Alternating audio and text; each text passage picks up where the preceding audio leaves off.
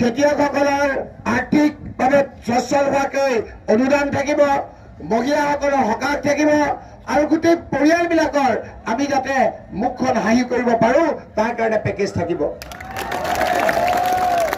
এতিয়া আমাৰ লগত এজিপি, বিজেপি, ইউডিএফৰ প্ৰতিযোগিতা নাই।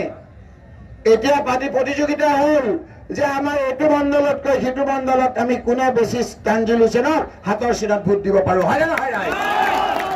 সেইদিনা মই কৈছো, মোক চাইদৰীয়া মণ্ডল কংগ্ৰেছে কৈছে যে হাতীপুখুৰীতকৈ আমি বেছি দিম। ভাটিয়াখালীত আহিছো, কৈছে কামামাৰীতকৈ বেছি দিম। মোৱাবাৰীলৈ গৈছো, কৈছে ভাজিয়াঘাটতকৈ বেছি দিম। আমাৰ নিজৰ মাজত এটা সুস্থ প্ৰতিযোগিতা চলিছে। য'তেই আপোনালোকে বেছি ভোট দিব সেই মণ্ডলে বাকীবিলাকেও পাব। সেই মণ্ডল কংগ্ৰেছৰ অন্তৰ্গত মোৰ কংগ্ৰেছ কৰ্মীসকলে আৰু সেই অঞ্চলৰ ৰাইজে স্পেচিয়েল পেকেজ গৌৰৱ গগৈ ডাঙৰীয়াৰ মুখ্যমন্ত্ৰীৰ পৰা আনি পেলাই তানজিল হুছেইনে দিব। সেই কথা আজি আমি ঘোষণা কৰিছো। 5টা গ্যাৰেণ্টি ইতিমধ্যে কংগ্ৰেছ পাৰ্টি আৰু আমাৰ গৌৰৱ গগৈ ডাঙৰীয়াই ঘোষণা কৰিছে। যি 5টা গ্যাৰেণ্টিত সকলোতকৈ বেছি গুৰুত্ব দিয়া হৈছে মহিলাখিনিৰ ওপৰত। 1250 টকা কাৰোবাক দিছে, কাৰোবাক দিয়া নাই। আমি 50,000 টকাকে দিয়াৰ কথা কৈছো। আজি 50,000 টকা আমি ঘৰৰ জ্যেষ্ঠজনক 1250 টকা মাহিলী দিয়াৰ কথা ঘোষণা কৰিছো ৰাইজ আপোনালোকৰ ওচৰত। ডেকা ল'ৰাসকলক সংস্থাপন দিয়াৰ কথা ঘোষণা কৰিছো। আৰু যিসকল বেমাৰী আছে, যিসকলে আপোনাৰ বেমাৰৰ কাৰণে আপোনালোকে ঔষধ কিনিব নোৱাৰে, অপাৰেশ্যন কৰিব নোৱাৰে, কিডনী হওক, কেঞ্চাৰ হওক, সেই বেমাৰবিলাক দেখুৱাবলৈ আপোনালোকৰ হাতত পইচা নাই, সেই লোকসকলক 25 লাখ টকাকে বীমা কৰাৰ আমি কথা ঘোষণা কৰিছো। সেইকাৰণে মোৰ বন্ধুসকল, এই নিৰ্বাচনটো ইতিমধ্যে ঘোষণা হৈ গৈছে। কালিৰ পৰা হিমন্ত বিশ্ব শৰ্মাক দেখিছে, চুলিবিলাক আউল বাউল হৈ গৈছে, হয় নহয়? আৰু তেওঁ অসংলগ্ন কথা কোৱা আৰম্ভ কৰিছে। ইতিমধ্যে থিৰাং হৈছে যে উজনিত হিমন্ত বিশ্ব শৰ্মাৰ কাৰণে বিজেপি নিশ্চিন্ন হৈ যাব, চিন নাপায় ৰাইজ।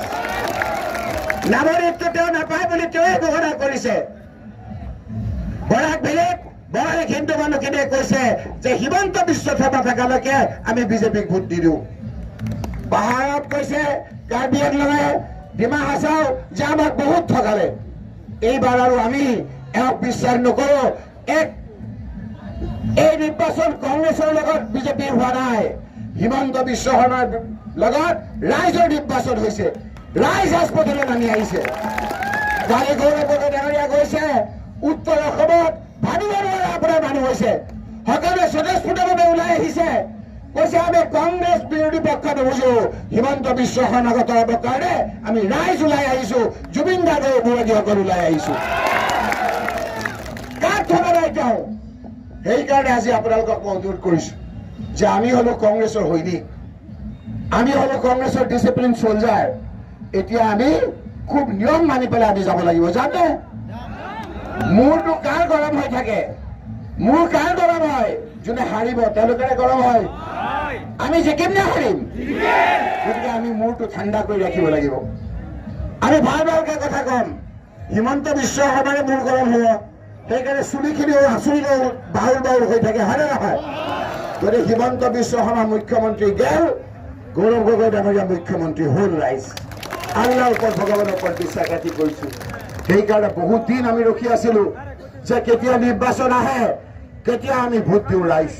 সেইকাৰণে আমি 9 তাৰিখে ইভিএমৰ কিমান নম্বৰত আছে? কিমান নম্বৰ? 3 নম্বৰ। 3 নম্বৰটো কি? হাতৰ ছবি। হিন্দু মানুহ, মুছলমান মানুহ সকলোৱে খুব ভাল পায় লাকি নাম্বাৰ। আমি যেতিয়া নামাজ পঢ়িবলৈ যাওঁ তাৰ আগত কি কৰো? অজু কৰো, পাক হওঁ, পবিত্ৰ হওঁ।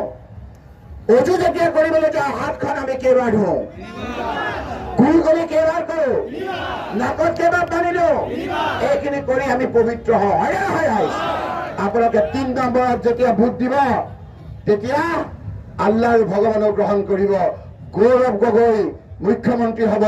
আৰু যেনেকৈ ধুবুৰীত 10 লক্ষ ভোটত হিমন্ত বিশ্ব শৰ্মা বন্ধু বদৰুদ্দিন আজমল ডাঙৰীয়া পৰাজয় হৈছিলে, ইয়াতো সেই লোকসকল পৰাজয় হ'ব আৰু আমাৰ ৰাইজৰ জয় হ'ব। ৰাইজ চামগুৰিৰ উন্নয়ন দেখিব। চামগুৰিৰ উন্নয়নৰ লগত মোৰ বেয়া লাগিছে। যোৱাকালি মই উত্তৰ খাটোৱাল গৈছো, দক্ষিণ খাটোৱাল গৈছো, ভকত গাঁৱলৈ গৈছো।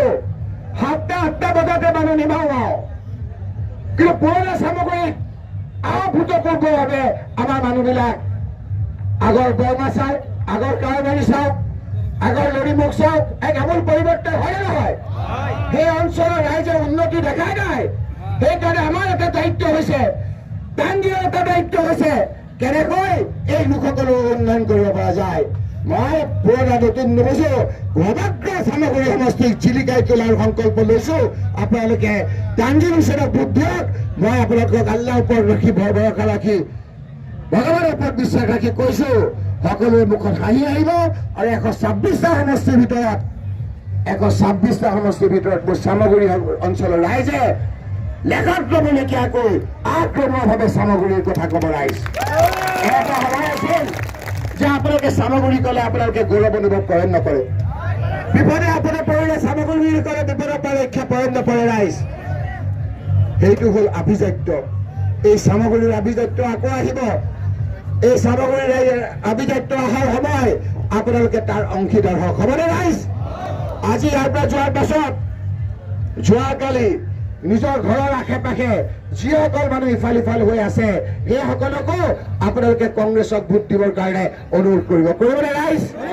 আমাৰ যিখন সংকল্প পত্ৰ, য'ত আমি মানুহৰ নামবিলাক লিখি দিছো, তাত টাংগীলৈ আছুতীয়াকৈ 9টা গেৰাণ্টি দিয়া হৈছে। পাইছেনে আপোনালোকে?